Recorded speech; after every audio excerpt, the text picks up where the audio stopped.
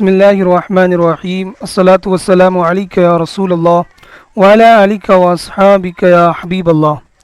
ماشاء اللہ تبارک و تعالی، گزشتہ درس کے اندر ہم نے بیان کیا تھا ماضی بعید کے متعلق، جس میں آپ نے تعریف پڑھی، قاعدہ پڑھا، اس کے بعد کچھ گردانیں پیش کی گئیں اور تمارین اور سوالات حل کیے۔ آج ہم سبق نمبر 7 کا آغاز کریں گے، جس کے تحت ہم ماضی کی ایک قسم ماضی استمراری اس کے متعلق پڑھیں گے۔ تو سب سے پہلے یہ سمجھیں گے کہ ماضی استمراری کس کو کہتے ہیں اور ماضی استمراری بنانے کا قاعدہ کیا ہے۔ مجھے امید ہے کہ آپ تمامی طلباء کرام نے گزشتہ درس کو اچھی طرح یاد فرما لیا ہوگا،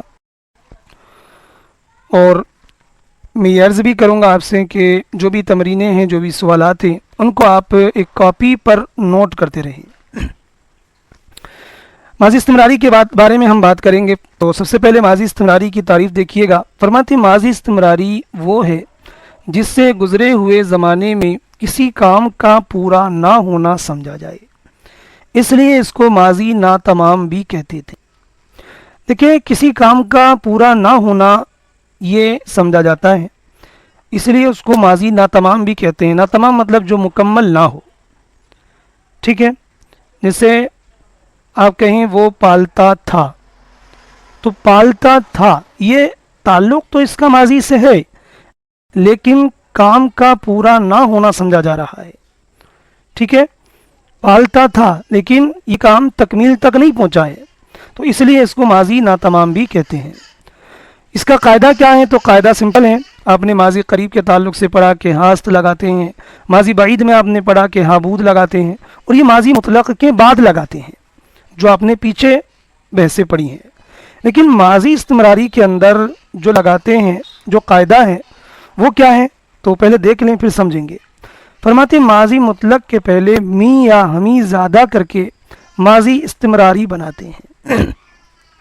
جیسے پرورد سے می پرورد، تو پرورد یہ ماضی مطلق ہے، اس سے پہلے می لگایا تو یہ ماضی استمراری بن گیا۔ حالانکہ اور بحثوں کے اندر آپ نے مجہول بنایا ہے یا قریب بنائی ہے یا بعید بنائی ہے، تو جو بھی وہاں قاعدہ ہے وہ ماضی مطلق کے بعد میں اپلائی ہوا ہے، لیکن یہاں پر آپ می لگا لیں یا ہمی لگا لیں، دونوں کا ایک ہی مطلب ہے، لیکن یہ لگے گا ماضی سے پہلے، ٹھیک ہے۔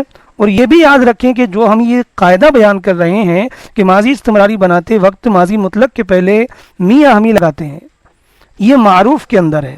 لیکن اگر آپ بات کریں گے مجہول کی، تو پھر مجہول میں ایسا نہیں ہے، بلکہ مجہول کے اندر شدھ سے پہلے می یا ہمی لگاتے ہیں، ٹھیک ہے۔ تو آپ مثالوں سے سمجھیں گے۔ قاعدہ کیا ہے؟ ماضی مطلق کے پہلے می یا ہمی زیادہ کر کے ماضی استمراری بناتے ہیں، جیسے پرورد سے می پرورد۔ تو پرورد کا معنی کیا ہے؟ اس نے پالا، لیکن می پرورد کا معنی کیا ہو جائے گا؟ وہ پالتا تھا۔ اور اگر یہ ترجمہ کریں گے اس نے پالا تھا، تو یہ ماضی بعید ہو جائے گا، ٹھیک ہے۔ اس کے اندر بھی تھا کا ہی معنی ہوتا ہے، لیکن وہ مکمل ہوتا ہے، اور ماضی استمراری کے اندر وہ پالتا تھا، یہ ماضی ناتمام ہے، اسی لیے اس کو ماضی استمراری کہتے ہیں۔ گردان دیکھیے گا، پہلے معروف کی، اس کے بعد مجہول کی۔ صیغہ واحد غائب می پرورد وہ پالتا تھا، صیغہ جمع غائب می پروردند وہ پالتے تھے، صیغہ واحد حاضر می پروردی تو پالتا تھا، صیغہ جمع غاضر می پروردید تم پالتے تھے، صیغہ واحد متکلم می پروردم میں پالتا تھا، صیغہ جمع متکلم می پروردیم ہم پالتے تھے۔ تو یہ ہو گیا معروف۔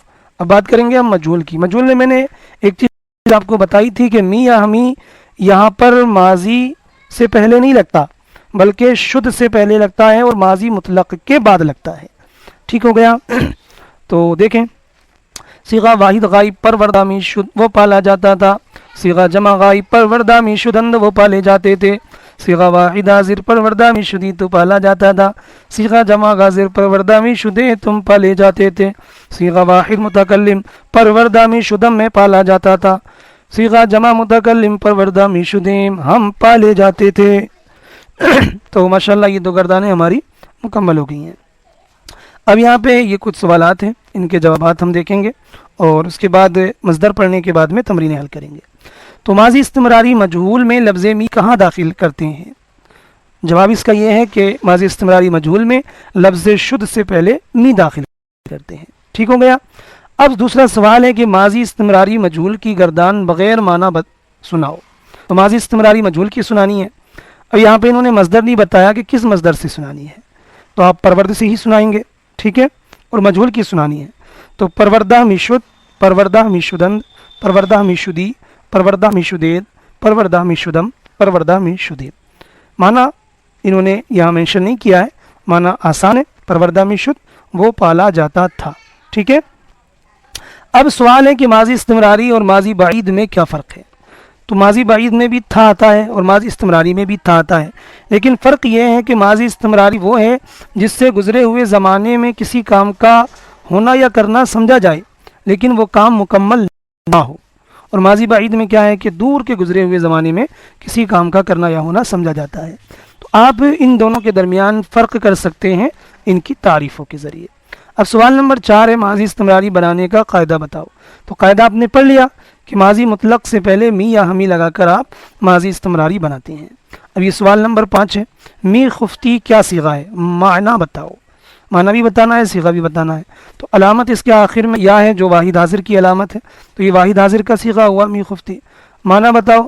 تو معنی کیا ہوگا، کیونکہ یہ ماضی استمراری ہے تو می خفتی تو سوتا تھا، خفتن سونا، می خفتی تو سوتا تھا، ٹھیک ہے. اب 6 نمبر دیکھیے گا، ہم پہچانتے تھے، اس کی فارسی بناؤ. تو شناختن معنی پہچاننا، پہچانتے تھے، می شناختیم، ہم پہچانتے تھے، ٹھیک ہے. نمبر 7 شناخت سے ماضی استمراری معروف کی گردان کرو. آسان ہے، شروع میں می لے آئیے گا، می شناخت، اب علامت جوڑتے جائیے، می شناختند، می شناختی، می شناختید، می شناختم، می شناختیم. ہر گردان کے 6 صیغے آتے ہیں، ہر بیس کے یہی 6 صیغے آتے ہیں جو آپ نے اوپر نقشے میں علامتیں سارے صیغوں کی پڑھی تھیں. تو علامتیں جوڑنی ہے آپ کو، خود بخود گردان ہو جائے گی. نمبر 8 آمر زیدہ می شدید کا ترجمہ کرو. تو یہ ماضی استمراری مجہول ہے. آمر زیدن معنی بخشنا، می شدید جاتے تھے، یعنی آمر زیدہ می شدید تم بخشے جاتے تھے. کتنا آسان ہے. یہ 8 سوال ہمارے حل ہو گئے. اب یہ 6 مصدر ہیں، پہلے ان کا معنی دیکھ لیجئے، اس کے بعد انشاءاللہ ہم تمرین کو حل کریں گے. استادن معنی کھڑا ہونا، نشستن بیٹھنا، آمدن آنا، رفتن جانا، پوئیدن دوڑنا، جستن کودنا. ٹھیک ہو گیا. اب آئیے آپ تمرین کی طرف. تو پہلے اردو میں ترجمہ کریں گے فارسی کا، اس کے بعد اردو کی فارسی بنائیں گے. می جستی، تو ترجمہ کرنے کے لیے پہلے غور کرنی پڑتی ہے. جیسے جستن معنی ہوتا ہے کودنا، جستی واحد حاضر کا صیغہ ہے جس کا معنی تو ہوتا ہے، اور می شروع میں لگا ہوا تو ماضی استمراری ہوا ہے. تو اب ترجمہ کرو، می جستی تو کودتا تھا، پوئیدہ بودند. پہلے جو بھی لفظ ہے نا، جملہ ہے، اس کو دیکھ لیں اچھے سے، پھر اس کی آپ ترجمہ کریں. تو پوئیدن معنی دوڑنا، ٹھیک ہے، پوئیدن معنی دوڑنا، بودند لگا ہوا ہے ساتھ میں تو یہ ماضی بعید ہوا. تو پوئیدہ بودند کا معنی کیا ہوا، اور نون دال ہے اس میں تو یہ جمع غائب ہے، تو وہ کریں گے ہم، پوئیدہ بودند وہ دوڑتے تھے. تو اب میں ہر ایک کی وضاحت نہیں کروں گا، صرف ترجمہ کروں گا. آپ خود اچھے سے علامتیں دیکھیں، مصدر دیکھیں، اس مصدر کا معنی دیکھیں، پھر ترجمہ کریں. ٹھیک ہے. می رفتم میں جاتا تھا، ٹھیک ہے، ماضی استمراری. نمی آمدید، نمی آمدید، ہم نہیں آتے تھے. می نشست وہ بیٹھتا تھا، استادہ بودیم ہم کھڑے ہوتے تھے. پرسیدہ می شدید تم پوچھے جاتے تھے، پرسیدہ معنی پوچھنا، تم پوچھے جاتے تھے. آوردہ نمی شدند، آوردہ معنی لانا، آوردہ یہ نفی ہو گیا. اب آوردہ نمی شدند وہ نہیں لائے جاتے تھے.